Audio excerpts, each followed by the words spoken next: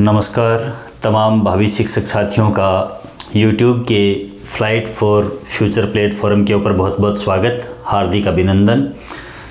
आज अपन शिक्षक भर्ती परीक्षाओं से संबंधित चाहे वो रीट एग्ज़ाम हो, चाहे third grade, first grade, second grade, कोई सी भी एग्ज़ाम शिक्षक भर्ती परीक्षा से जुड़ी हुई एग्ज़ाम है, उसके अंदर मनोविज्ञान विषय का एक बहुत ही महत्वपूर्ण टॉपिक है समायोजन, एडजस्टमेंट। उसके ऊपर चर्चा करने वाले हैं और आज का ये सेशन है वो बहुत ही महत्वपूर्ण रहने वाला है। उसमें से एक क्वेश्चन निश्चित तौर के ऊपर आपको एग्ज़ाम के अंदर देखने को मिलेगा और यह क्लास देखने के बाद मैं आपको दावे के साथ कह सकता हूं कि आपका कोई भी क्वेश्चन है वो समायोजन से संबंधित कोई क्वेश्चन गलत नहीं होने वाला है। तो चर्चा करते हैं अपन मनोविज्ञान की थ्योरी प्लस PYQ की सीरीज़ के अंदर ही, इसी श्रृंखला के अंदर आज की इस क्लास के अंदर समायोजन का जो कंप्लीट मैटर है वो आपके समक्ष प्रस्तुत किया जाएगा। आज की ये क्लास बिल्कुल वन शॉट यानी कि एक ही वीडियो के अंदर और पूरा का पूरा समायोजन एडजस्टमेंट है वो कंप्लीट हो जाएगा। तो क्लास को रेगुलर देखें और इसके ऊपर पूर्णतः आप बने रहें पूरे वीडियो के अंदर। और वीडियो अगर पसंद आता है तो लाइक ज़रूर करें, शेयर भी करें अपने दोस्तों के साथ में और चैनल को सब्सक्राइब ज़रूर करें। इतना सपोर्ट आप बनाए रखें। चलिए देखते हैं, स्टार्ट करते हैं शिक्षक भर्ती परीक्षाओं से जुड़ा हुआ एक बहुत ही महत्वपूर्ण टॉपिक समायोजन, एडजस्टमेंट। देखिएगा, समायोजन जो है उसकी अगर अपन बात करते हैं तो सबसे पहले समायोजन शब्द है उसका पर्याय, यानी कि ये कहाँ कहाँ या किस तरीके से यूज़ हो सकता है। तो समायोजन या एडजस्ट को अपन यूज़ करते हैं सामान्य तौर पर जो वातावरणीय परिस्थितियां हैं, अपना माहौल है, अपना परिवार है, अपनी मित्र मंडली है, अपनी स्कूल है, कहीं पर भी जो व्यक्तियों के साथ में तालमेल या सामंजस्य बैठाना, यानी अपनी परिस्थितियां हैं उनके साथ सामंजस्य बैठाना, परिस्थितियों के अंदर अपने आप को संतुलित करना, अपने व्यवहार में बदलाव लाना, ये सभी चीज़ें और बदलाव के द्वारा परिस्थितियों को अपने अनुकूल कर लेना।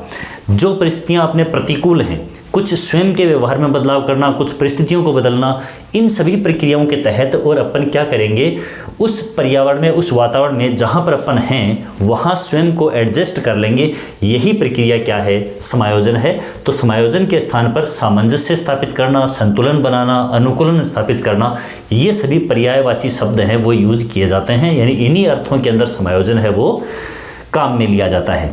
अब समायोजन शब्द है उसका अर्थ, मीनिंग क्या है, मुख्य रूप से समायोजन है क्या। तो जो अपने आसपास की परिस्थितियां हैं, जो भी कंडीशंस हैं, चाहे वो परिवार में हैं, चाहे अपने कार्यस्थल के अंदर हैं, चाहे वातावरण में है, चाहे अपने परिवार, समाज, रिश्तेदारी में है, परिस्थितियों के अनुरूप या परिस्थितियों को स्वयं के अनुकूल बनाना। या तो परिस्थितियों के अंदर अपन बदलाव कर लें, परिस्थितियों को अपने अनुकूल बना लें, या फिर खुद को परिस्थितियों के अनुकूल बना लें। ऐसे भी करके अपन क्या कर सकते हैं, समायोजन स्थापित कर सकते हैं। समायोजन के द्वारा, समायोजन एक निरंतर चलने वाली प्रक्रिया है, पल पल पर चलने वाली प्रक्रिया है, जिसके अंदर व्यक्ति अपने आप को एडजस्ट करता है या फिर जो अपने आसपास की परिस्थितियां हैं उनको एडजस्ट करके अपने अनुकूल बनाता है। किसी भी तरह से अपने तनाव की स्थिति जो है, द्वंद्व की स्थिति जो है, या यूं कहें कि अपनी आवश्यकता पूर्ति के लिए वो क्या करता है, एडजस्टमेंट करता है, समायोजित करता है, जो बदलाव करता है वही क्या है, समायोजन है। अब अपन देखते हैं समायोजन से संबंधित कुछ डेफिनेशंस, परिभाषाएं। हालांकि समायोजन की परिभाषाओं से क्वेश्चन है वो एग्जाम के अंदर नहीं बनता है।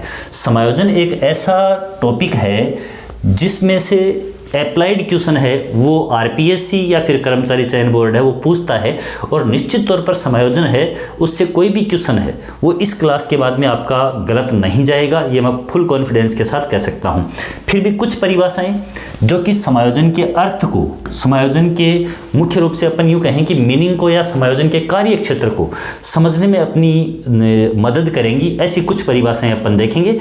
तो मुख्य रूप से स्किनर महोदय हैं वो क्या कहते हैं कि समायोजन जो है वो एक अधिगम की प्रक्रिया है। यानी समायोजन एक ऐसा प्रोसेस है जिसके अंदर व्यक्ति निरंतर कुछ न कुछ सीखता है, लर्निंग करता है, और निश्चित तौर पर ऐसा है अपन परिस्थितियों के अनुसार, अपने अनुभवों से, अपनी परिस्थितियों से बहुत कुछ सीखते हैं, और सीखकर एक जगह अपन ने जो अधिगम प्राप्त किया, जो कुछ सीखा, वातावरण से जीवन जीने का तौर तरीका सीखा, उसको अपन दूसरी जगह क्या करते हैं, अप्लाई करते हैं, अर्थात समायोजन करने के लिए उस सीखी गई बात का उपयोग अपन करते हैं। तो निश्चित तौर पर समायोजन है वो क्या है, अधिगम की एक प्रक्रिया है। तो यहाँ पर कीवर्ड स्किनर के साथ में अपन क्या जोड़ेंगे, अधिगम प्रक्रिया। समायोजन क्या है?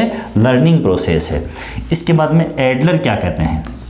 एडलर कहते हैं कि समायोजन श्रेष्ठता प्राप्ति का आधार है। अर्थात अपन अपने आप में निखार करना चाहते हैं तो अपने को निरंतर वातावरणीय परिस्थितियों के अंदर या फिर निरंतर अपने जीवन में क्या करना पड़ेगा? समायोजन करना पड़ेगा, एडजस्टमेंट करना पड़ेगा। तो श्रेष्ठता की प्राप्ति की अर्थात अपने व्यवहार के अंदर निखार लाना, यही क्या है? समायोजन है।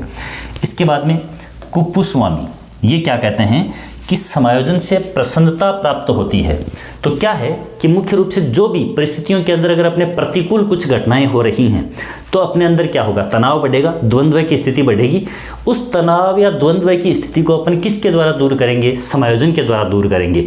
और समायोजन के द्वारा जब तनाव और द्वंद्व की स्थिति दूर हो गई तो फिर व्यक्ति क्या होगा? खुश होगा, प्रसन्न होगा। तो समायोजन से क्या होती है? प्रसन्नता प्राप्त होती है, क्योंकि इससे संवेगात्मक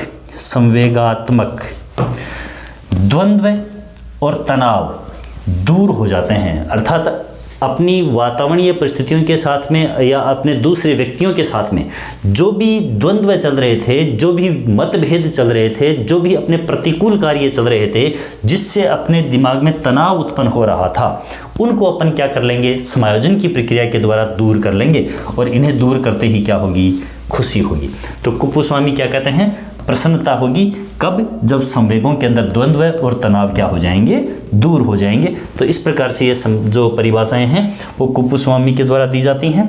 इसके बाद अगर अपन बात करें आगे तो क्या होगा कि बोरिंग और लैंगफील्ड हैं, वो क्या परिभाषा देते हैं समायोजन की? तो ये कहते हैं समायोजन वह प्रक्रिया है जिसके द्वारा व्यक्ति अपनी आवश्यकताओं की पूर्ति, देखिए वातावरण के अंदर मुख्य रूप से संघर्ष चलता है। संघर्ष है वो जीवन की मूलभूत आवश्यकताएं, रोटी कपड़ा मकान के लिए चल सकता है, जीवन साथी के लिए चल सकता है, नौकरी के लिए चल सकता है, जीने के आधार के लिए चल सकता है, आत्मसम्मान का हो सकता है।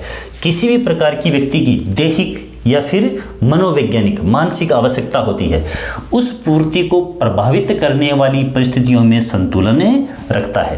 यानी कि एडजस्टमेंट है वो वह प्रोसेस है जिसके द्वारा क्या करेगा? अपनी आवश्यकताओं की पूर्ति को जो जो कारक प्रभावित करते हैं उनमें क्या करेगा? वो बैलेंस बना लेगा। वह प्रक्रिया क्या है? समायोजन है। तो बोरिंग और लैंगफील्ड क्या करेंगी? आवश्यकता पूर्ति के लिए और मुख्य रूप से संतुलन स्थापित करने की प्रोसेस है, उसको क्या बताते हैं? समायोजन बताते हैं।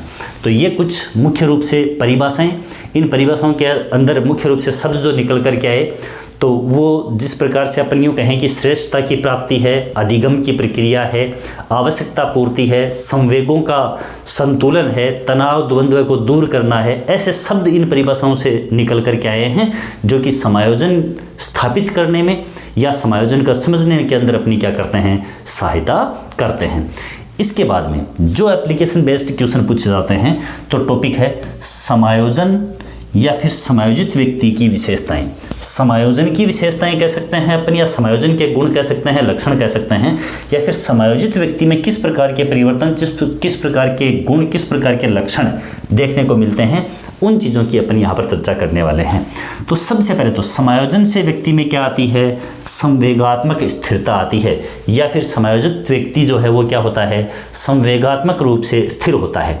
अर्थात उसके अंदर खुशी का माहौल है तो वो खुशी के अंदर बैलेंस बना के रहेगा। उसके अंदर अगर क्रोध आ रहा है तो क्रोध में वो कंट्रोल करने की पावर है, वो एक समायोजित व्यक्ति के अंतर्गत ही होगी। निराशा की भावना है तो उस निराशा से बाहर निकलने की कंडीशन है, वो किस में होगी? एक समायोजित व्यक्ति के अंदर होगी। यानी वो ना बहुत ज़्यादा मतलब क्रोध करेगा। जैसे मान लीजिए कि कोई भी व्यक्ति है वो एक समय बहुत ज़्यादा उत्तेजित है कि मैं इस काम को कर डालूंगा, लेकिन उसके सामने कोई भी बाधा आई और बाधा आते ही वो निराश हो गया, इसका मतलब उसमें संवेगात्मक अस्थिरता है, वो स्थिर नहीं है, उसमें कभी निराश है तो कभी उसमें उल्लास है। तो ऐसी स्थिति नहीं होनी चाहिए। हमेशा ये क्या होते हैं? सकारात्मक रवैया रखने वाले और संवेगात्मक रूप से क्या होते हैं? स्थिर होते हैं, जो समायोजित व्यक्ति होते हैं। इसके बाद में महत्वाकांक्षी एवं सकारात्मक दृष्टिकोण, इनका सोचने का तरीका समायोजित व्यक्ति का सोचने का तरीका है वो सकारात्मक होता है, हमेशा किसी भी बिंदु के अंदर पॉजिटिविटी ढूंढते हैं और महत्वाकांक्षी होते हैं, हमेशा आगे बढ़ने की अर्थात उच्च सोच है उसकी तरफ ये बढ़ते हैं। समायोजित व्यक्ति जो होता है वो व्यक्ति एवं वातावरण में संतुलन यदि समायोजन व्यक्ति ने स्थापित कर लिया है तो वो दूसरे व्यक्तियों के साथ, स्वयं का वातावरण के साथ क्या करेगा, संतुलन बना करके चलेगा। वातावरणीय परिस्थितियों की प्रतिकूलता के साथ वो घबराएगा नहीं, बैलेंस रहेगा, बिल्कुल उसका व्यक्तित्व है और उसका व्यवहार है वो क्या रहेगा, संतुलित रहेगा। चलिए बात करते हैं आगे की अपन।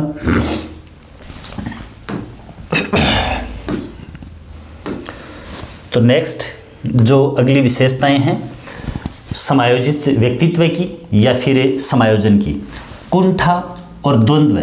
कोई भी कार्य जिसके लिए व्यक्ति बार बार प्रयास कर रहा है, बार बार प्रयास करने के बाद में भी किसी कार्य के अंदर सफल नहीं हो रहा है व्यक्ति, तो फिर उसमें क्या आएगी, कुंठा उत्पन्न होगी।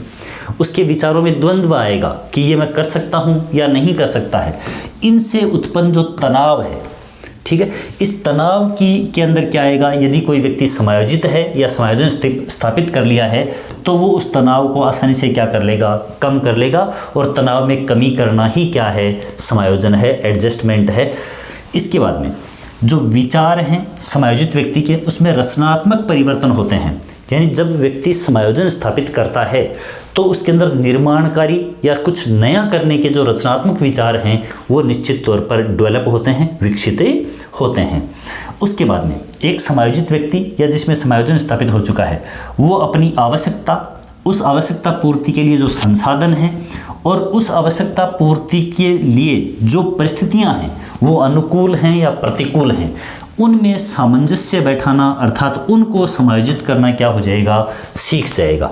तो कोई भी समायोजित व्यक्ति है वो उसकी आवश्यकताएं हैं उसके अनुरूप उसके पास में संसाधन हैं कि नहीं है। जैसे कि कोई व्यक्ति है वो, जैसे अपन यूँ कहें कि एक 4 व्हीलर खरीदना चाहता है, लेकिन 4 व्हीलर खरीदने के लिए उसके पास में उचित पैसे हैं कि नहीं हैं, या फिर वो जो पैसों के ऊपर कोई लोन वगैरह ले रहा है तो उसकी इनकम इतनी है कि नहीं है कि वो उनको चुका देगा। तो इस प्रकार से अपने संसाधन, परिस्थितियां फिलहाल ऐसी हैं कि नहीं हैं, तो उनमें सामंजस्य स्थापित करेगा और उस सामंजस्य के अकॉर्डिंग वो क्या करेगा, उचित डिसीजन लेगा। अर्थात उसमें निर्णय की क्षमता है वो भी क्या पाई जाती है, उच्च स्तर की पाई जाती है। कार्य कुशलता एवं ऊर्जा से भरपूर जो भी व्यक्ति समायोजित व्यक्ति है वो एकदम से एनर्जेटिक होगा, उसमें पॉजिटिविटी पाई जाएगी। वो किसी भी कार्य को करेगा तो बिल्कुल अपने आप को कंप्लीट जोश जुनून के साथ में उसमें झोंक देगा, और यदि जोश और जुनून के साथ में कार्य के अंदर स्वयं को झोंकेगा तो बिल्कुल पूरी निपुणता के साथ, पूरी कुशलता के साथ में वो कार्य को अंजाम तक भी पहुंचाएगा। इसके बाद में सीखने की प्रवृत्ति, हमेशा एक सकारात्मक दृष्टिकोण वाला व्यक्ति जो समायोजित व्यक्ति है, बिल्कुल एडजस्ट व्यक्ति है वातावरण के साथ, दूसरे व्यक्तियों के साथ, उसमें हमेशा सीखने की प्रवृत्ति पाई जाएगी। हर परिस्थिति से वो कुछ न कुछ सीखेगा और जो सीखी गई चीज़ है उसको लगातार वो दूसरे क्षेत्रों में क्या करेगा, अनुप्रयोग करेगा, अप्लाई करेगा। और समायोजन है वो एक ऐसी प्रक्रिया है जो जीवन पर्यंत चलने वाली अर्थात कंटिन्यूअस चलने वाली प्रक्रिया होती है। बहुत ही महत्वपूर्ण विशेषता कि समायोजन एक ऐसी प्रक्रिया है जो जीवन पर्यंत चलती है, कंटिन्यूअस चलती है, कभी भी रुकने वाली प्रक्रिया नहीं होती है। हमेशा कुछ न कुछ व्यक्ति अपने वातावरण से, अपनी परिस्थितियों से सीखता है और सीखी गई बात को दूसरी जगह वो क्या करता है, अप्लाई करता है। यही प्रोसेस क्या है, समायोजन है। तो निश्चित तौर पर ये विशेषताएं, इन विशेषताओं से जुड़े हुए अप्लाइड क्वेश्चन हैं वो समायोजन से टॉपिक से पूछे जाते हैं। तो कोई भी क्वेश्चन इन विशेषताओं से संबंधित, और मुख्य रूप से समायोजन एक ऐसा टॉपिक है जिसमें अभ्यर्थी है उसको बिल्कुल सकारात्मक दृष्टिकोण के साथ, यानी यूं कहें कि स्वयं को भी एग्जाम हॉल में वो क्या करे, एडजस्ट करे, एग्जाम की परिस्थितियों के अनुकूल, पेपर के अनुकूल, अपने ज्ञान के अनुकूल, पेपर के स्तर के अनुकूल अपने आप को क्या कर ले, समायोजित कर ले, और जो वहाँ उचित निर्णय ले ले वही क्या करता है, सफलता प्राप्त करता है। तो ये सभी चीज़ें हैं वो चलती हैं। इसके बाद में अपन बात करते हैं आगे। तो देखिएगा नेक्स्ट अपनी बात आती है कि समायोजन प्राप्त करने के लिए जो समायोजन की विधियां हैं, मुख्य रूप से बहुत ही महत्वपूर्ण ये चीज़ है। आज की जो नेक्स्ट अपनी चर्चा रहेगी आगे की, वो सारी की सारी समायोजन की विधियों से संबंधित ही रहेगी, और इनमें से क्वेश्चन पूछे जाने की संभावना है वो 95% समायोजन की विधियों या समायोजन की युक्तियों से ही रहती है।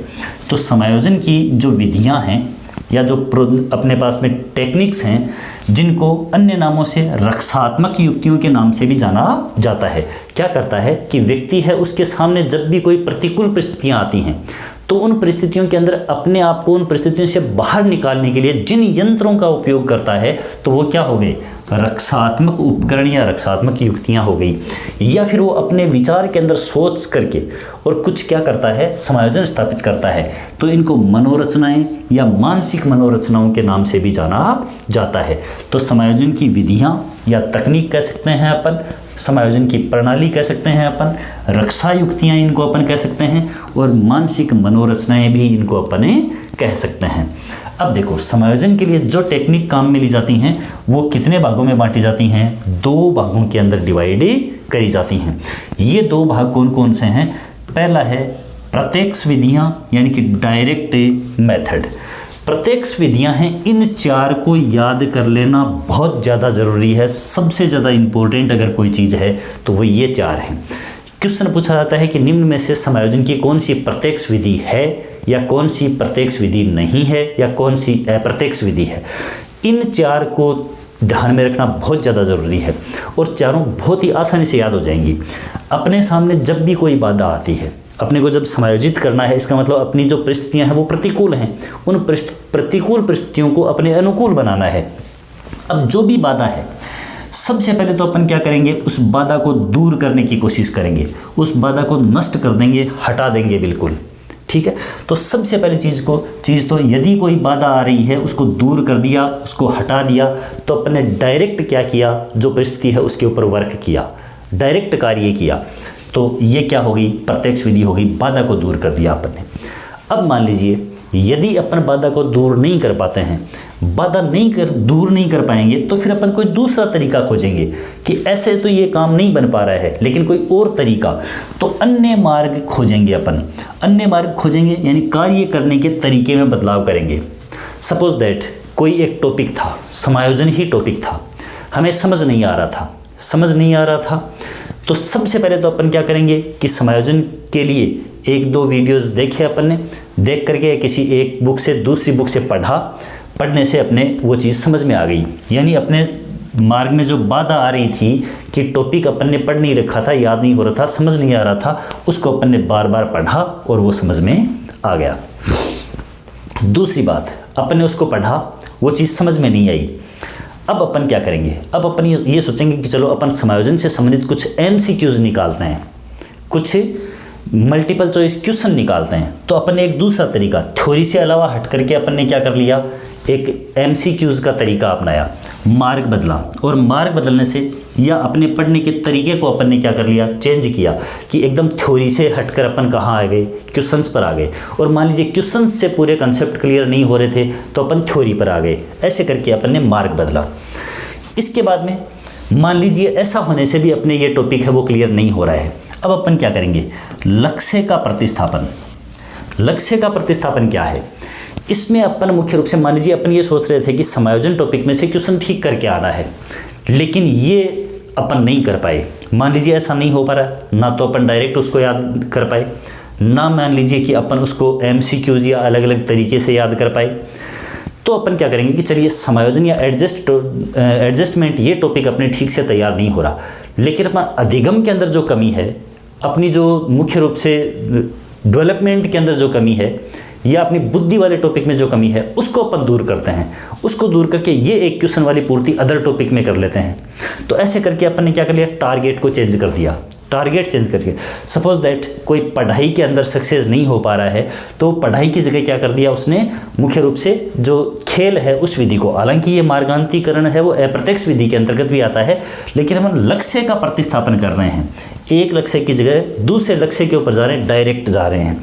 तो लक्ष्य का प्रतिस्थापन, ठीक है, ये प्रतिस्थापन शब्द है वो इनडायरेक्ट मेथड में भी आता है, लेकिन जब अपन ये लैंग्वेज देखेंगे, लक्ष्य का प्रतिस्थापन, डायरेक्ट वर्ड मिलते हैं, तो कहाँ आ जाएगा, प्रत्यक्ष में आ जाएगा, डायरेक्ट में आ जाएगा।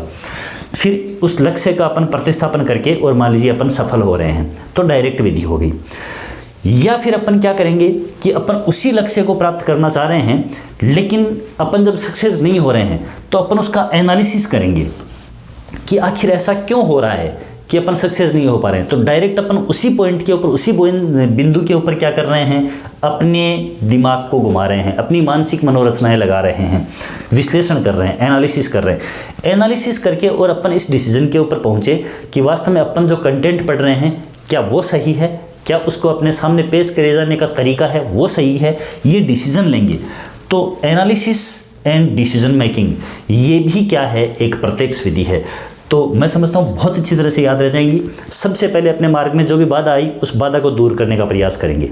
बाधा दूर अगर नहीं हुई तो अपन एक नया तरीका अपनाएंगे, ठीक है, मार्ग बदलेंगे, नया तरीका अपनाएंगे, अपने कार्य करने के तरीके को बदलेंगे। यदि कार्य करने के तरीके को बदलने के बाद भी अपन अपने गोल तक नहीं पहुँच पाए तो फिर गोल को चेंज करेंगे।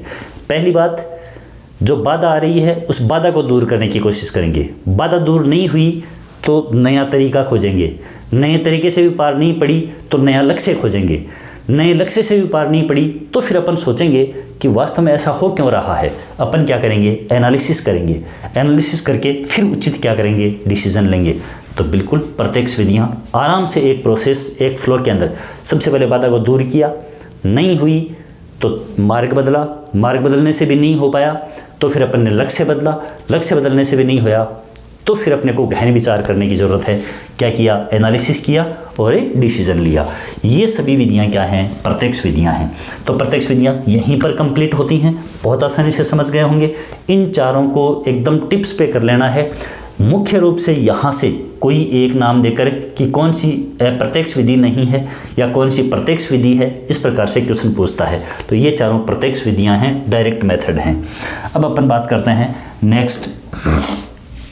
तो देखिए अप्रत्यक्ष विधियाँ, अप्रत्यक्ष विधियों के ऊपर बहुत अच्छी तरह से अपने को वर्क करने की आवश्यकता है, समझने की आवश्यकता है।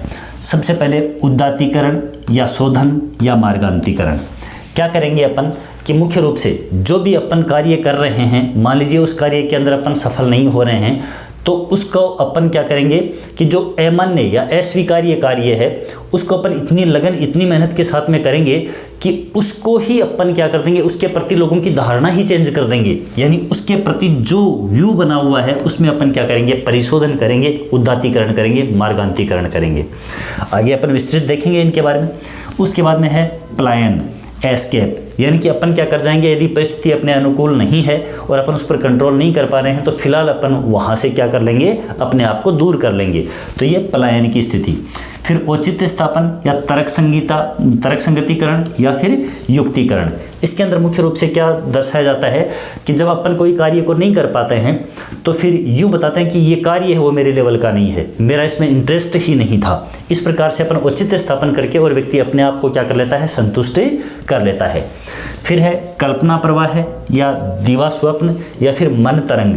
ये मुख्य रूप से जब कोई व्यक्ति किसी भी सफलता को प्राप्त नहीं कर पाता है तो फिर उस सफलता से जुड़े हुए सपने देख करके अपने आप को खुश करता है कि अगर मैं ऐसा कर पाता तो फिर ऐसा ऐसा होता, ये होता। इस प्रकार से यूँ सोचता रहता है। मुख्य रूप से जो किशोरावस्था के जो बालक बालिकाएं होते हैं उनके अंदर ये बहुत ज़्यादा पाया जाता है और उसके द्वारा वो क्या करता है, अपने आप को एडजस्ट करता है। अपन पूरा इनका विवरण है वो आगे देखने वाले हैं तुलनात्मक रूप से। मैं बिल्कुल यहाँ पर शॉर्ट में ये चीज़ें हैं वो आपको बताता जा रहा हूँ। फिर दमन, किसी भी कार्य क्षेत्र के अंदर अपन सफलता प्राप्त नहीं कर पाते हैं तो फिर उस चीज़ को अपन बलपूर्वक दबा देते हैं कि ये मेरे से नहीं होने वाला, मैं नहीं कर सकता, ऐसा करके इसके अंदर मुख्य रूप से अपने आप को हार्ड करना होता है और फिर उस चीज़ को भुला दिया जाता है, उस अपनी जो इच्छा है उसको भुला दिया जाता है बलपूर्वक।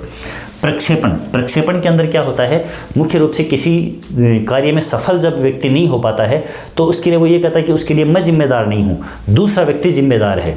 ठीक है, जैसे मान लीजिए कि कोई व्यक्ति है, कोई बालक है, वो 10th बोर्ड में पास नहीं हो पाया और फिर वो ये कह रहा है कि मैं पास इसलिए नहीं हो पाया कि मैं तो बीमार हो गया था वरना पास हो जाता, मैं पास इसलिए नहीं हो पाया कि मुझे पढ़ाने वाले शिक्षक है वो अच्छे नहीं थे वरना मैं पास हो जाता। तो इस तरह से वो दूसरों के ऊपर आरोप प्रत्यारोप कर रहा है। ये विधि क्या होगी, प्रोजेक्शन मेथड होगी। फिर प्रतिक्रिया निर्माण या फिर विपरीत रचना निर्माण। उसमें ये क्या करता है, मुख्य रूप से जब व्यक्ति कोई उसकी चाहत दूसरी है लेकिन लोगों को दिखाने के लिए वो अपनी भावनाओं के विपरीत कार्य करता है और कार्य करके अपनी संतुष्टि प्राप्त कर लेता है, ये प्रतिक्रिया निर्माण के अंतर्गत आता है। इसके बाद अपन देखते हैं, तो देखिएगा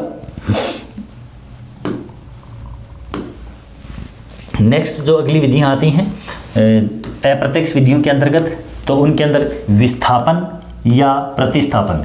इसमें मुख्य रूप से क्या होता है कि जब कोई व्यक्ति समायोजन स्थापित करते समय और डायरेक्ट किसी का जवाब नहीं दे पाता है, तो वो अपने से छोटे या अपने निचले स्तर के जो भी कर्मचारी या फिर जो व्यक्ति अपने समाज में, परिवार में, जैसे कि परिवार के अंदर पिता के द्वारा डांट पड़ी, अब पिता को सामने कुछ कह नहीं सकते, तो फिर वो अपने छोटे भाई को डांट पिलाएंगे।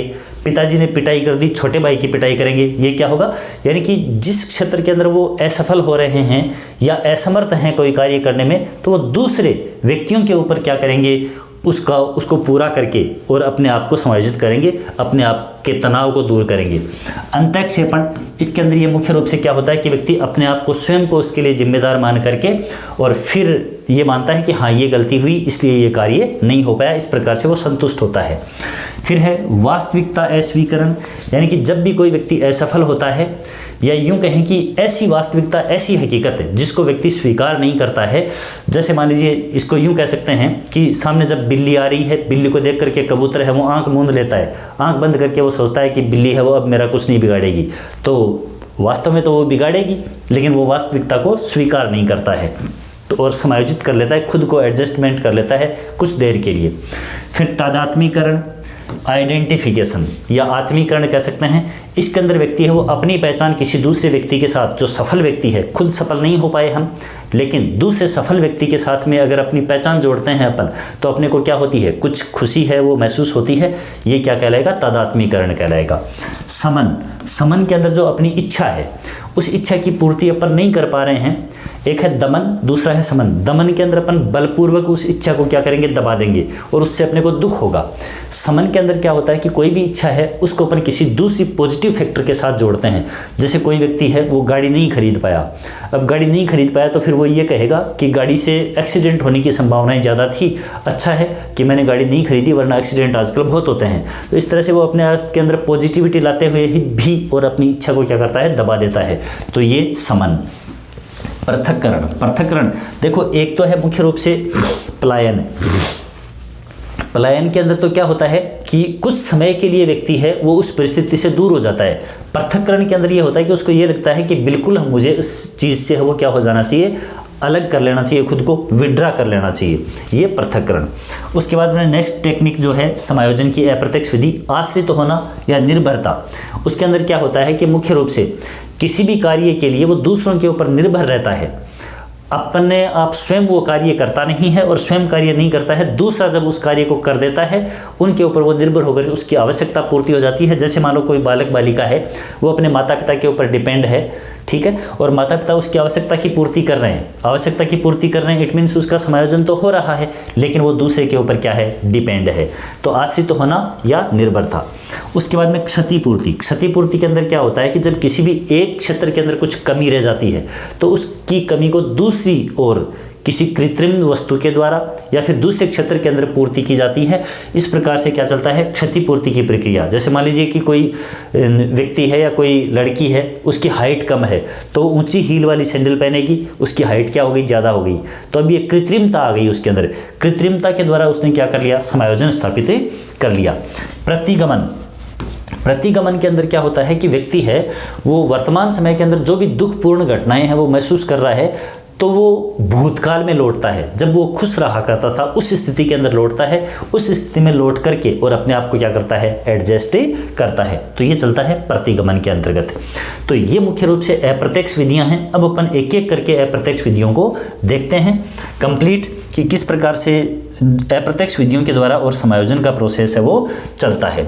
बिल्कुल तुलनात्मक रूप से मैंने ये जो स्लाइड्स हैं वो डिज़ाइन करी हैं जिससे कन्फ्यूजन की स्थिति है वो बिल्कुल नहीं रहेगी। जैसे यहाँ पर शब्दों में कन्फ्यूजन होता है, उदात्तीकरण, और यहाँ पर है तादात्मीकरण। तो उदात्तीकरण और तादात्मीकरण दोनों अलग अलग क्या हैं उनको अपन एक ही स्लाइड के ऊपर पढ़ेंगे तो बिल्कुल कन्फ्यूजन की सिचुएशन है वो बिल्कुल नहीं रहेगी।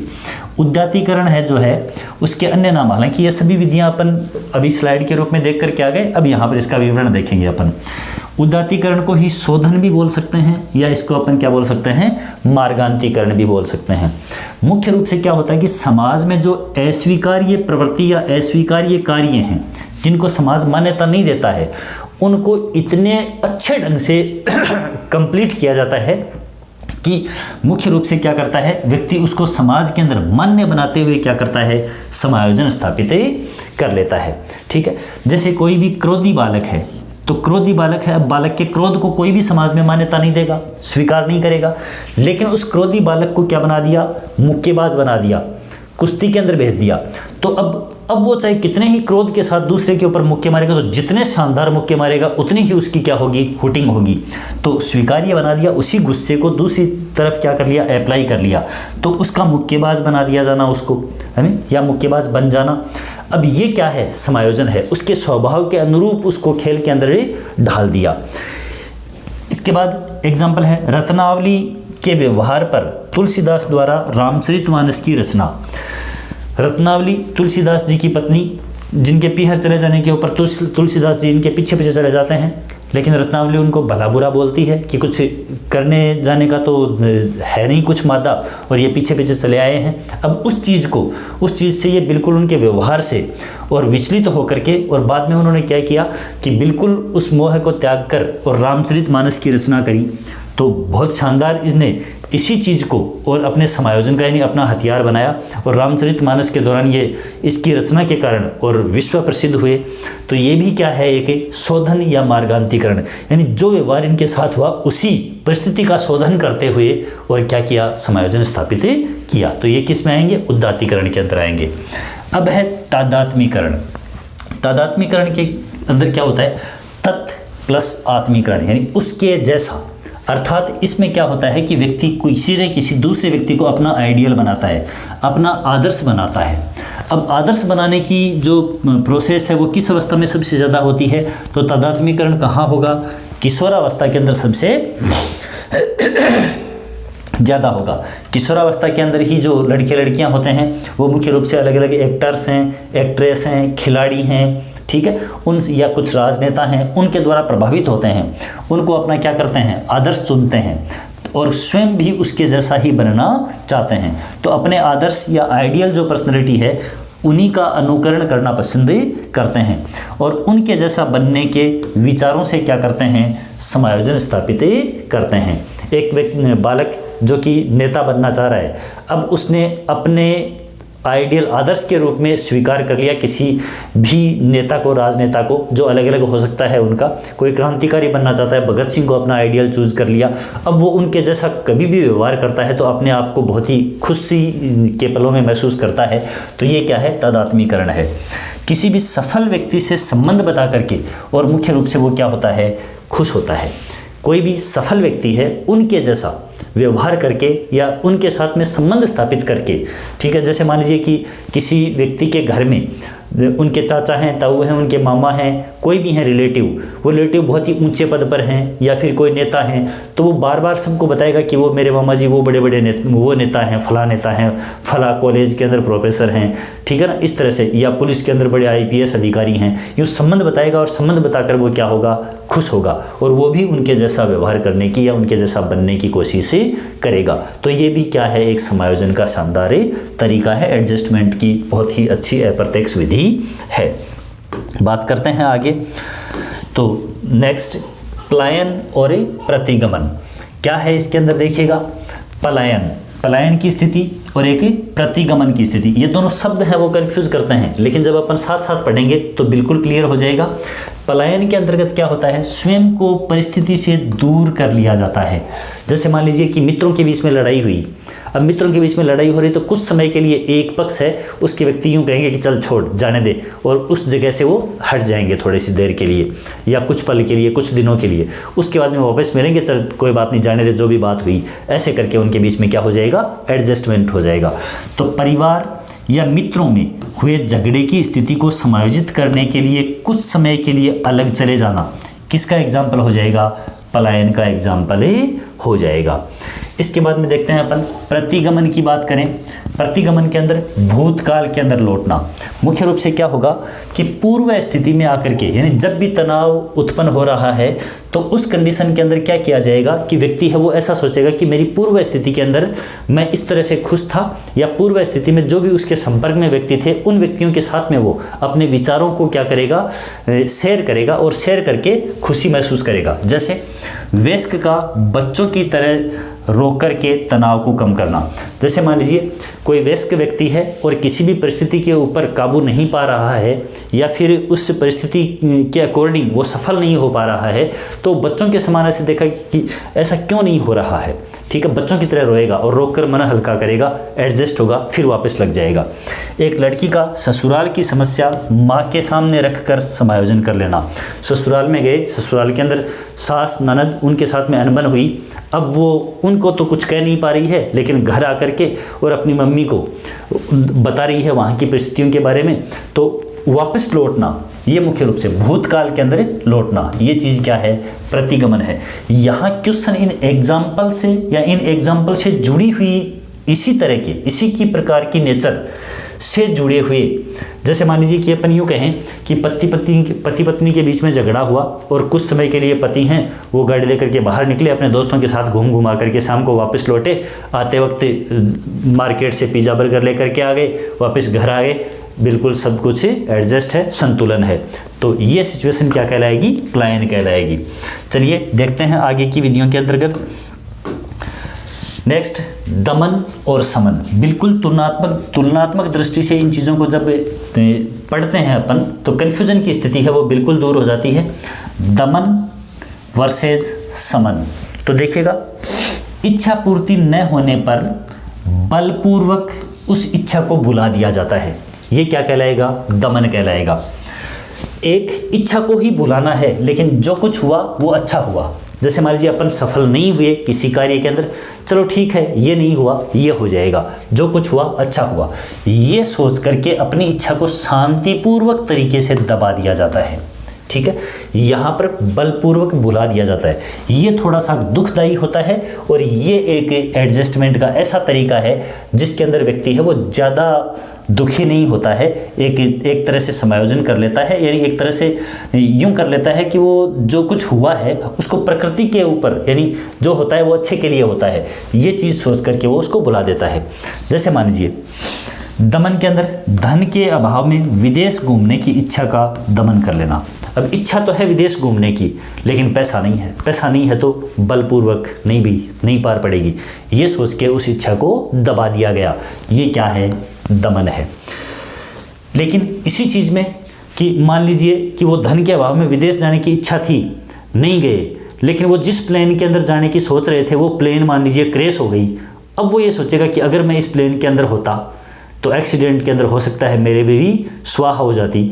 अब उसने कि अच्छा हुआ कि मैं वहाँ नहीं गया, इच्छा तो दबी लेकिन उतना दुख नहीं हो रहा है, तो उस कंडीशन के अंदर ये क्या कहलाएगा, समन कहलाएगा। यानी कि समन भी है एक दमन का ही प्रकार, लेकिन उतना ज़्यादा हार्ड नहीं है, बलपूर्वक नहीं है। जैसे बड़ों की डांट को स्वीकार करना। अब बड़ों की डांट को अपन ऐसे स्वीकार करेंगे कि बड़े जो कुछ कहते हैं अच्छे भविष्य के लिए कहते हैं। अब डांट सुनना कोई नहीं चाहता, लेकिन डांट जब सुना दी गई तो फिर क्या करेंगे, फिर ये करेंगे कि हाँ ठीक है, अच्छे के लिए कहते हैं, अपने ही भले के लिए कह रहे हैं। खुद के पास कोई वाहन नहीं है, व्हीकल नहीं है, तो इस बात को वो किस तरह से स्वीकार करेगा कि दुर्घटना न होने की संभावना से जोड़ करके कि हाँ ठीक है मेरे पास वाहन नहीं है, अच्छा है कि वाहन नहीं है इसलिए मैं पैदल चलता हूँ, या फिर छोटे वाहन से साइकिल वगैरह से चलता हूँ, तो दुर्घटना होने की संभावना है वो क्या है, बहुत ही कम है। तो इस प्रकार से वो परिस्थिति के अंदर क्या कर लेता है, समायोजन स्थापित कर लेता है, तो ये क्या कहलाएगा, समन कहलाएगा। बात करते हैं आगे, तो देखिएगा नेक्स्ट जो विधियां हैं समायोजन की, अप्रत्यक्ष विधियां, प्रक्षेपण, प्रोजेक्शन और युक्तिकरण।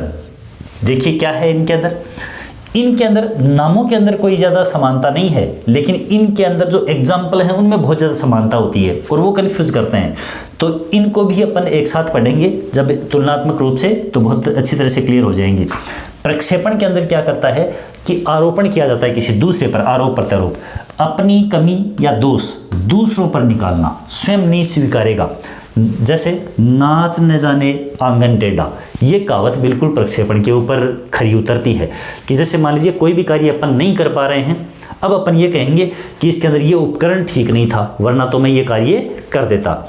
जैसे मान लीजिए कि कुर्सी के ऊपर अपन बैठ रहे थे, कुर्सी के ऊपर बैठते वक्त अपन गिर गए, अपन कहेंगे कि कुर्सी है वो ठीक नहीं थी, जबकि बैठे अपन सही तरीके से नहीं, ठीक है। तो अपनी कमी नहीं देखेंगे, जबकि दूसरे के अंदर क्या करेंगे, दोष निकालेंगे। जैसे परीक्षा के अंदर अनुत्तीर्ण हो गए, अब अनुत्तीर्ण हुए तो अपनी कमी को नहीं देखेंगे, जबकि ये कहेंगे कि हमें पढ़ाने वाले जो शिक्षक थे उन्होंने अच्छे तरीके से नहीं पढ़ाया, इसलिए हम सफल नहीं हो पाए। या कहेंगे कि हमारे अभिभावकों ने हमें पढ़ने के लिए उचित समय नहीं दिया, वरना हम सफल हो जाते। स्वयं की कमी या दोष है वो दूसरों के ऊपर निकालना, ये क्या कहलाएगा, प्रोजेक्शन कहलाएगा, प्रक्षेपण कहलाएगा। युक्तिकरण इसके अंदर भी मुख्य रूप से यूँ कहेंगे कि एक गली निकालना है ना, कि किसी भी कार्य में सफल नहीं हो रहे हैं तो ये कहेंगे नहीं, ये मेरे लिए ठीक नहीं था, मुझे तो इस क्षेत्र में ही नहीं जाना था, ऐसे करके यूं गली निकालनी। युक्तिकरण। तार्कीकरण, तर्क देंगे कि नहीं, ये पद, ये वस्तु, ये मेरे लिए ठीक नहीं थी, मैंने तो इसके लिए कोशिश ही नहीं करी थी, ऐसे। औचित्य स्थापन, ठीक है। औचित्य स्थापन का मतलब कि जो वस्तु उसको हासिल नहीं हुई उसमें कमी निकाल देना, और जो उसको हासिल हो गई वो भले ही छोटी वस्तु है लेकिन उसकी अच्छाइयाँ गिनाना। तो मुख्य रूप से क्या होता है इसके अंदर कि अपनी विफलता के वास्तविक कारण है उसको तो छिपाने का प्रयास किया जाता है, और जो वस्तु या जो पद जिसको प्राप्त करने में व्यक्ति असफल हो गया उसको स्वयं की इच्छा ही ना बताना कि मेरी तो इसे प्राप्त करने की इच्छा ही नहीं थी, ये वस्तु या ये पद ये मेरे काबिल ही नहीं था, ऐसे। जैसे अंगूर खट्टे, अब अंगूर चाहिए लेकिन अंगूर मिले नहीं, तो ये कहेंगे कि अंगूर खट्टे थे इसलिए मुझे तो चाहिए ही नहीं थे। नींबू मीठे, नींबू हैं वो खट्टे होते हैं लेकिन उनको, नींबू मीठे अंगूर खट्टे, इसका मतलब अंगूर मिले नहीं तो उनमें कमी निकालना, ये चीज़ मिल गई तो उसको अच्छा बताना। अंगूर खट्टे, नींबू मीठे, ये जो यहाँ पर लोकोक्तियाँ हैं मुख्य रूप से इनसे जुड़ी हुई चीज़ें पूछी जाती हैं। तो नाच न जाने आंगन टेढ़ा प्रक्षेपण से जुड़ी हुई, और अंगूर खट्टे नींबू मीठे यानी विपरीत जो चीज़ हासिल नहीं हुई उसमें कमी निकालना, और जो हासिल हो गई उसको अच्छा बताना, भले ही वो अच्छा है नहीं। ये तो अंगूर खट्टे नींबू मीठे। युक्तिकरण या फिर तार्किकरण, औचित्य स्थापन यूँ कहलाएगा। ये अन्य नाम हैं जो यहाँ पर दिए हुए हैं। बड़े पद की खामियां बताना, जैसे कोई व्यक्ति है वो RAS नहीं बन पाया, IAS नहीं बन पाया और 3rd ग्रेड टीचर बन गया। अब ये कहेंगे कि RAS IAS की तो भाई साहब बहुत ज़्यादा जिम्मेदारियां हैं, उनको तो नेता लोग हैं, वो जगह जगह के ऊपर उनके ऊपर प्रेशर रहता है, राजनीतिक प्रेशर रहता है, घर पर नहीं जा पाते हैं। टीचर बनकर हम बहुत खुश हैं, बच्चों के साथ रहते हैं आराम से, है ना, और समय के ऊपर घर चले जाते हैं, कोई तरह की बहुत बड़ी बर्डन नहीं है, जिम्मेदारियां नहीं हैं, इस तरह से करके। और उस अपने छोटे पद की तो खूबियां बताना, उसकी अच्छाइयां गिना देना, और बड़ा पद है उसकी खामियां बताना। बड़ा पद है अंगूर खट्टे, अंगूरों की कमी बताना, और नींबू जो छोटा पद है यानी कि इससे कम योग्यता वाला है उसको अच्छा बताना, ठीक है, उसकी खूबियां बताना। ये सब किसके अंदर चलेगा, युक्तिकरण के अंदर चलेगा, तार्किकरण चलेगा। तो इन सभी के द्वारा भी व्यक्ति क्या होता है, खुश होता रहता है। छोटे पद के साथ भी खुश होगा, ठीक है, और बड़े पद हासिल नहीं हुआ इसलिए उसकी कमियां गिनाई जाएंगी। ये किस में होता है, युक्तिकरण के अंतर्गत होता है। चलिए बात करते हैं आगे। तो अगली जो विधियां हैं अप्रत्यक्ष विधियां, प्रतिस्थापन या फिर विस्थापन, और दूसरी है प्रतिक्रिया या विपरीत रचना। इनके अंदर क्या है, प्रतिस्थापन या विस्थापन में क्या होगा कि व्यक्ति सामने, किसी भी दूसरे वाले व्यक्ति के सामने या स्थान विशेष पर अपने संवेगों या अपनी भावनाओं की अभिव्यक्ति में असमर्थ होने पर कमजोर या छोटे व्यक्ति पर संवेग प्रकट करना। प्रतिस्थापन के अंदर प्रतिस्थापन, जहां कार्य किया जाना था वहां नहीं हुआ, या जिस व्यक्ति के समक्ष प्रतिक्रिया दी जानी थी वहां नहीं दी गई, दूसरे पर दी गई, ये क्या है, प्रतिस्थापन। कार्य का प्रतिस्थापन, कार्य का विस्थापन, ठीक है, स्थान के हिसाब से या फिर व्यक्ति के हिसाब से। जैसे पिता की डांट का बदला और छोटे भाई पर निकालना। पिता ने डांट दिया, अब पिताजी को सामने कुछ नहीं कह सकते तो छोटे भाई को डांटा, पिताजी ने पीट दिया, छोटे भाई को पीटा, है ना। कोई गुंडा है, उस जैसे गैंग थे, गैंग के अंदर और सामने वाले भारी पड़ रहे थे, उन्होंने पीट दिया तो वहाँ तो कुछ नहीं किया, वापस आए अपने अड्डे पर आकर जो मेन गुर्गा है वो क्या कर रहा है, जो अपने साथियों को पीट रहा है कि कमीनों तुम्हारी वजह से मैं वहाँ पर पिट गया, वरना तो अपन वहाँ पीट करके आते। तो ऐसे अपनी जो बढ़ास है वो जब सामने वाले पर डायरेक्ट नहीं निकाल पा रहे हैं तो अपने से छोटों पर या अपने से कमज़ोर के ऊपर वो जब आरोपण प्रत्यारोपण किया जाता है, यानी कि वो समायोजन स्थापित, यानी खुद की खुशी के लिए, खुद के सुकून के लिए कार्य किया जाता है, क्या कहलाएगा, प्रतिस्थापन या फिर विस्थापन कहलाएगा। प्रतिक्रिया या फिर विपरीत रचना, खुद चाहते नहीं हैं, नहीं चाहने के बावजूद भी ऐसा व्यवहार करना पड़ रहा है, अपनी चाहत के विपरीत कोई कार्य करना पड़ रहा है, तो ये प्रतिक्रिया या फिर विपरीत रचना कहलाएगी। वास्तविक, यहाँ पर इन शब्दों के अंदर कंफ्यूजन हो सकता है। प्रतिस्थापन को अपन ऐसा मान सकते हैं, जबकि प्रतिस्थापन है दूसरे व्यक्ति के ऊपर व्यवहार का प्रतिस्थापन, यहाँ है अपने ही व्यवहार में परिवर्तन, अपनी इच्छा के विरुद्ध। तो प्रतिक्रिया या विपरीत रचना, वास्तविक विचारों का दमन करके अपनी रुचि, अपने विचार या अपनी मूल भावना, उसके विपरीत व्यवहार प्रदर्शित करना या विपरीत कार्य करना। जैसे सौतेली माँ के द्वारा दिखावटी प्रेम दर्शाना। सौतेली माँ चाह नहीं रही है कि जो सौतेले बेटे बेटियां हैं उनके साथ प्रेम किया जाए, लेकिन पति के दबाव के कारण और ऐसा करना पड़ रहा है, तो फिर खुद की इच्छा नहीं है लेकिन दिखावटी प्रेम दिखाया जा रहा है। क्या है, विपरीत रचना। विपरीत मतलब अपने मन की भावनाओं के विपरीत व्यवहार। नापसंद व्यक्ति से भी मुस्कुरा कर मिलना। मान लीजिए अपन किसी विभाग के अंदर कार्यरत हैं, उसमें कोई व्यक्ति है, उसका व्यवहार अच्छा नहीं है, अपन उनसे बात करना, मिलना पसंद नहीं करते, लेकिन जब वो मान लीजिए अपने सामने आ गया, अब हम उससे बात करना पसंद नहीं करते, लेकिन अपन बता भी नहीं सकते हैं कि मुझे तेरे से नफरत है, तो फिर अपन जब वो मिलेगा तो मुस्कुरा के मिलेंगे, निकलने के बाद कहेंगे रे पीछा छोड़ा जाने दे। ठीक है, तो ये क्या है, ये है विपरीत रचना। जैसे अपन चाह रहे हैं उसके विपरीत व्यवहार कर रहे हैं, तो ये विपरीत रचना कहलाएगी। चलिए आगे बढ़ते हैं। तो आगे देखिएगा, कुछ और मुख्य रूप से अप्रत्यक्ष विधियां हैं जिनकी अपने को चर्चा करनी है। एक है दीवा स्वप्न। दीवा स्वप्न या कल्पनाशीलता या मन तरंग, बात हो चुकी है, वैसे अपन शॉर्ट के अंदर सब देख चुके हैं। ये दीवा स्वप्न या कल्पनाशीलता, इसके अंदर क्या होता है, व्यक्ति है जब सफल नहीं हो पाता है तो उस पद के बारे में, उस व्यक्ति के बारे में, उस वस्तु के बारे में ख्यालों में खोया रहता है, अपने मन की भावनाओं के अंदर, ठीक है, खोया हुआ रहता है। अपनी इच्छा अनुरूप सफलता नहीं मिलने पर उससे संबंधित हवाई किले बनाना।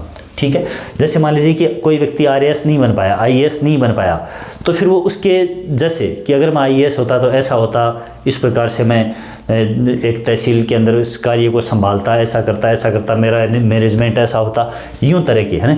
कोई मान लीजिए कि बहुत बड़ा महल बनाना चाहता है ना, बहुत बड़ी घर बनाना चाहता है, अब वो नहीं बना पाया तो वो इस प्रकार से कि ऐसा महल होता है, इसमें यहाँ पर किचन होता है, यहाँ पर गेस्ट रूम होता है, यहाँ पर हॉल होता है, यहाँ पर टीवी रूम होता है, इस तरह से यूं हवाई किले बना रहा है ना। और ये मुख्य रूप से दिवा स्वप्न या कल्पनाशीलता किस अवस्था के अंदर है, किशोरावस्था में सबसे ज़्यादा। किशोरावस्था के अंदर ये जो समायोजन की टेक्निक है वो सबसे ज़्यादा पाई जाती है। इसके बाद में क्षतिपूर्ति, बात कर चुके हैं अपन। एक क्षेत्र की कमी को अन्य क्षेत्र में या कृत्रिम तरीके से उसको पूरा करना ही क्या है, क्षतिपूर्ति है। कृत्रिम तरीके से, जैसे छोटे कद की लड़की है, छोटे कद की लड़की, उसका हील पहनना, है ना, ऊंची सैंडल पहनना और पहन करके उससे कमी को कृत्रिम रूप से पूरा कर लेना, क्षतिपूर्ति। एक विषय में कम अंक आ रहे हैं तो उन कम अंकों की पूर्ति अन्य विषय में कर लेना, ये क्या है, ये क्षतिपूर्ति है। ठीक है, तो मुख्य रूप से ऐसे कि किसी एक क्षेत्र में कमजोरी है तो दूसरे क्षेत्र में पूरा कर लेना, चाहे वो प्राकृतिक तरीके से हो रही है, चाहे वो कृत्रिम तरीके से हो रही है, तो वो क्या कहलाएगा, क्षतिपूर्ति कहलाएगी। इसके बाद में वास्तविकता अस्वीकरण क्या है, जैसे बिल्ली को देख रहे हैं, हकीकत घटना को अस्वीकार करना कि ऐसा नहीं होगा। देखकर कबूतर का आंख बंद कर लेना। अब आंख बंद कर लेने से बिल्ली भाग नहीं जाएगी, लेकिन उसे लगेगा कि अब मैं बिल्ली को नहीं दिख रहा, तो वास्तविकता को अस्वीकार किया जा रहा है। पुलिस से चोर का छुपना, अब पुलिस अगर चाहे तो चोर को छोड़ दे, ऐसा संभव है क्या, नहीं, बिल्कुल भी नहीं। लेकिन पुलिस को देखकर चोर है वो भागता है, छुपता है, तो वो उसकी क्या होती है, वास्तविकता को अस्वीकार करते हुए कि पुलिस पकड़ ही लेगी, इसको अस्वीकार करते हुए वो क्या करता है, छुपता है। तो ये थी मुख्य रूप से जो अप्रत्यक्ष विधियां थी समायोजन की वो। अब देखो, एक समायोजन की एक अलग ही टाइप की टेक्निक आती हैं, आक्रामक उपाय।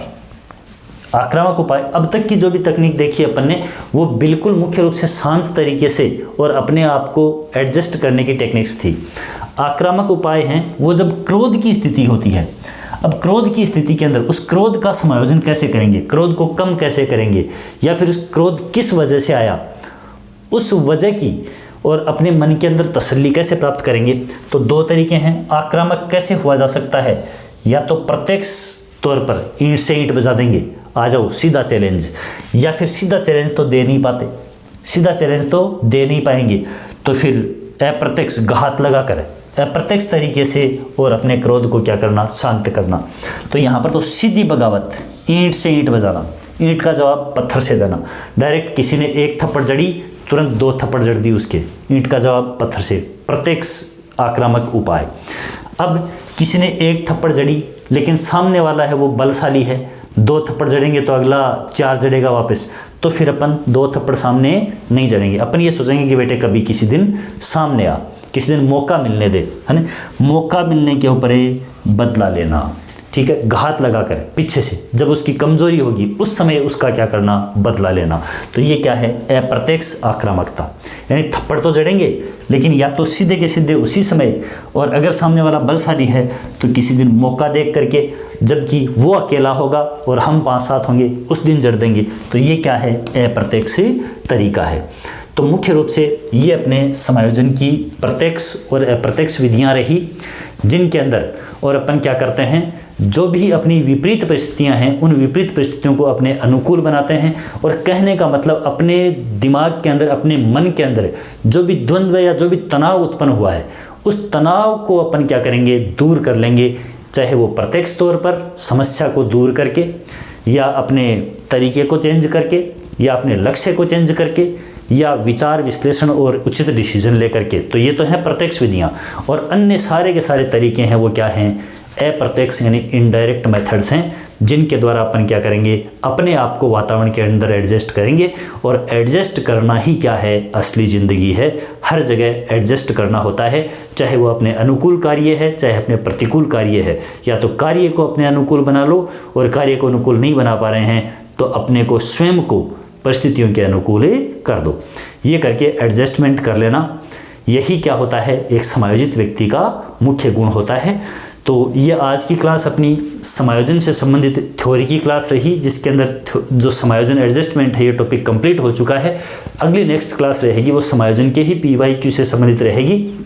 तो अगली क्लास जब तक आती है आपके सामने, तब तक इस क्लास को देख लें। और इस क्लास को देखने के बाद में आपका गारंटीड एक भी क्वेश्चन है जो पहले की आई हुई एग्जाम्स के क्वेश्चन रहेंगे, कोई भी क्वेश्चन आपका गलत नहीं होगा, बिल्कुल ठंडे दिमाग से और क्वेश्चन के अकॉर्डिंग खुद की मानसिकता को एडजस्ट करते हुए जवाब देंगे तो निश्चित तौर पर फतह हासिल करेंगे। इन्हीं उम्मीदों के साथ, इन्हीं आकांक्षाओं के साथ में मिलते हैं फिर से।